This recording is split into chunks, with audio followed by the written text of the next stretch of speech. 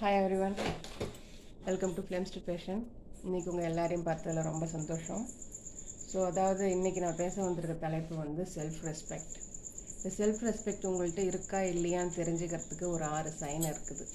இந்தந்த இடங்கள்லாம் நீங்கள் இதை பயன்படுத்துகிறீங்க அப்படின்னாக்கா நீங்கள் உங்கள் செல்ஃப் ரெஸ்பெக்டை கரெக்டாக மெயின்டைன் பண்ணுறீங்கன்னு அர்த்தம். யாருக்காகவும் நீங்கள் உங்களுடைய செல்ஃப் ரெஸ்பெக்டை நீங்கள் காம்ப்ரமைஸ் பண்ணிக்கல அப்படின்னு அர்த்தம்.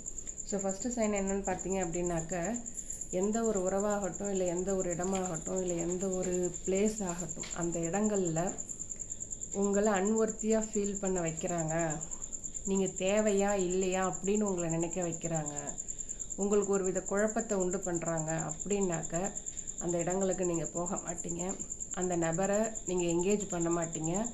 அந்த மாதிரி ஒரு சுச்சுவேஷன் இருந்தது அப்படின்னாக்கா அங்கே உங்களை கொண்டு போய் நிறுத்த மாட்டீங்க. இதுதான் முதல் சைன். உங்களுக்கு மரியாதை கொடுத்து இந்த மாதிரியான சூழ்நிலைகளில் உங்களை கொண்டு போய் அங்கே நிறுத்த மாட்டீங்க. இதுதான் ஃபஸ்ட்டு சைன். ரெண்டாவது சைன் என்ன அப்படின்னாக்க, உங்களுக்கு என்ன தேவையோ அதை மட்டும்தான் பேசுவீங்க.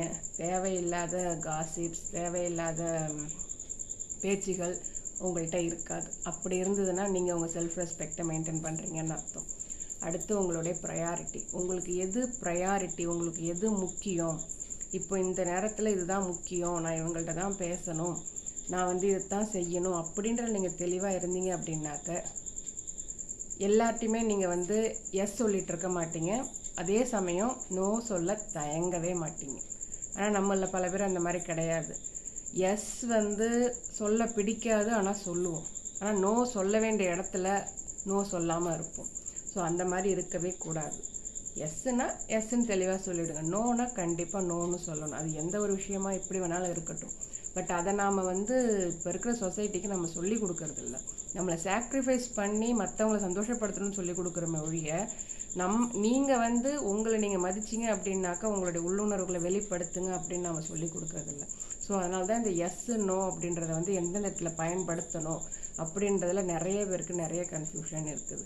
நம்ம எஸ் சொன்னால் தான் அவங்க நம்மளை மதிப்பாங்க அப்படின்ற ஒரு மாயை, ஒரு இல்யூஷன் இருக்குது. அதே மாதிரி நான் நோ சொன்னாக்கா அவங்க நம்மளை என்ன நினைப்பாங்களோ அப்படின்ற ஒரு அடுத்தவங்க பற்றின தாட்டை பற்றின எண்ணமும் இருக்குது. இது ரெண்டுமே இருக்கக்கூடாது. எஸ் சொல்லணும்னு தோணுச்சுன்னா சொல்லுங்கள், தப்பு கிடையாது. பட் வெளியில் எஸ் சொல்லிவிட்டு உங்களுக்கு உள்ளுக்குள்ளே நோ சொல்லிக்காதீங்க. அதே மாதிரி நோ சொல்லணுமா, கண்டிப்பாக நோ சொல்லுங்கள். அந்த நோ உங்களுக்கு உள்ளேருந்து வருதுன்னா கண்டிப்பாக நீங்கள் சொல்லிடணும். இதுதான் உங்களுக்கு 3வது சைன்.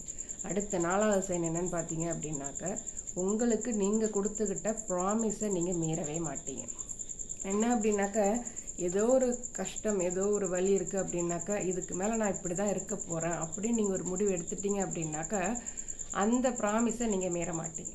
அப்படி நீங்கள் மீறாமல் இருக்கும்போதே நீங்கள் தெரிஞ்சுக்கலாம், எந்த ஒரு சுச்சுவேஷன் வந்தாலும் நான் எடுத்த முடிவு சரியானது, நான் எனக்கு கரெக்டாக தான் இருக்கிறேன், நான் எனக்கு உண்மையாக இருக்கிறேன் அப்படின்ற எண்ணம் உங்கள்கிட்ட இருந்துச்சு அப்படின்னாக்கா நீங்கள் செல்ஃப் ரெஸ்பெக்டை மெயின்டைன் பண்ணுறீங்கன்னு அர்த்தம். அடுத்து, நம்ம வாழ்க்கையில் கடந்த காலங்களில் எவ்வளவோ நடந்திருக்கும். அதுலேருந்து சில பாடங்களை கற்றுக்கிட்டு நம்ம வெளியில் வந்திருப்போம். அதை அப்படியே அங்கேயே விட்டுட்டு வந்திருப்போம் நம்ம. ஆனால் சில நேரங்களில் நாம் அங்கே போக வேண்டிய சூழ்நிலையை நமக்கு வாழ்க்கை உண்டு பண்ணும். அந்த மாதிரியான நேரத்தில் நீங்கள் அங்கே போகாமல் இருந்தீங்க அப்படின்னா கண்டிப்பாக உங்கள் செல்ஃப் ரெஸ்பெக்ட் உங்கள்கிட்ட இருக்குன்னு அர்த்தம். கடைசியாக என்ன அப்படின்னாக்கா, வாழ்க்கையில் நீங்கள் பண்ண தப்புகளை நீங்களே உங்களை மன்னிச்சுப்பீங்க. அது ஈஸியான விஷயம் கிடையாதுங்க. அதாவது அடுத்தவங்க பண்ணுற தப்பை அடுத்தவங்களுக்கு மன்னிப்பு நம்ம ஈஸியாக கொடுத்துட முடியும்.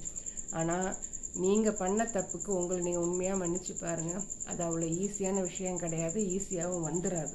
ஆனால் அப்படி வந்துருச்சு, நீங்கள் உங்களை மன்னிச்சிட்டீங்க, நான் பண்ண என்னோடய தவறுகள்லேருந்து நான் திரும்பி வெளியில் வந்துட்டேன், அந்த வெர்ஷன் அதோடு போயிடுச்சு, இப்போ இருக்கிற இந்த வெர்ஷன் புது வெர்ஷன், நானே என்னை நான் மன்னிச்சிட்டேன் அப்படின்னு நீங்கள் உள்ளுக்குள்ளே உண்மையாக நினைக்கும்போது உங்களை நீங்களே போட்டு பீட் பண்ணாமல், இந்த நான் இது பண்ணிட்டேனே அப்படின்னு அந்த குற்ற உணர்வுலே இருக்காமல் அந்த குற்ற உணர்வுலேயே வெளியில் திரும்பி நல்ல விதமாக இருக்கணும்னு நினைக்கிறீங்க பார்த்தீங்களா? அப்படி நினச்சிங்க அப்படின்னா, நான் மன்னிச்சிட்டேன், இனிமேல் நான் சரியாக இருப்பேன் அப்படின்னு நீங்கள் நினச்சிங்க அப்படின்னா அங்கே உங்கள் செல்ஃப் ரெஸ்பெக்ட் பேசுதுன்னு அர்த்தம்.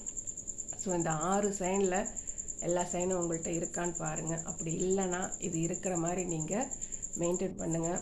கண்டிப்பாக உங்கள் செல்ஃப் ரெஸ்பெக்ட் உங்கள்கிட்ட இருக்கும்.